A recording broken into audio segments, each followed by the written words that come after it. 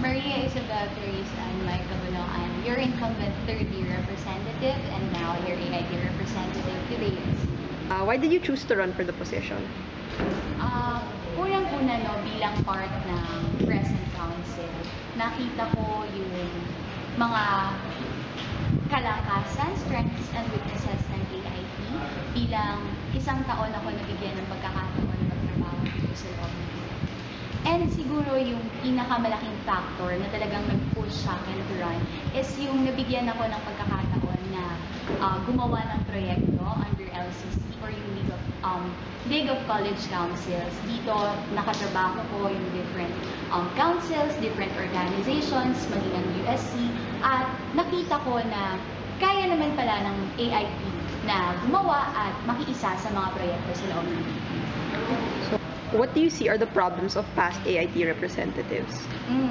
So, alam naman natin na yung mga nagawa ng ating AIT rep, talagang naniniwala ako na nagampanan nila kung ano yung dapat nilang gampanan. At sa mga ganitong progreso na nais natin sa isang institusyon or sa kahit anumang bagay, hindi naman natin yan agad-agad nakukuha.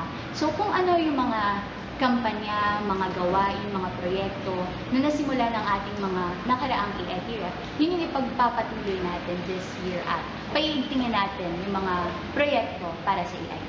What do you want to achieve as AIT representative and what are your proposed plans? So bilang AIT rep ngayon na tumatakbo, nais natin na paigtingin pa yung mga participation na nagagawa ng AIT students, hindi lamang dito sa AIT, of course, sa UP. Sa pamamagitan nito, gagawa tayo ng mga events na magpapakita na yung mga natututunan ng AIT students dito ay kaya natin i-apply. At aim natin dito ay hindi lamang makilala ang AIT sa loob ng UP, kundi sa iba't ibang institusyon na meron tayo. How will you improve the AIT image inside the university? So, siguro sa part ng pag-improve ng image natin sa AIT, hindi lamang ako yung gagawa. Yes, kasama ako bilang AIT rep. Pero kailangan natin maintindihan na bawat AIT student ay may responsibilidad dito. Maging ang ating admin ay may responsibilidad dito. So, paano natin i-improve? This time, we will empower every AIT student na ipakita natin na we are not apathetic, na kaya nating makipagsabayan, na kaya nating ipakita kung ano ba yung mga natututunan natin. And siguro yung sabihin sa bawat AIT student, kasi alam natin yung mga bagay na nangyayari, ang naging problema natin ay yung participation, yung involvement, at yung action talaga na nais natin. So this time, we will encourage everyone to prove na AIT ay talagang kasama sa inyo. Okay. So what are your views on being the only start candidate with an opponent? So, linawin ko lang, yung mga college representatives, hindi sila kasama sa local party. We are under University Student Council. So, ang start na nanatili pa rin ang proposed at walang kalaban.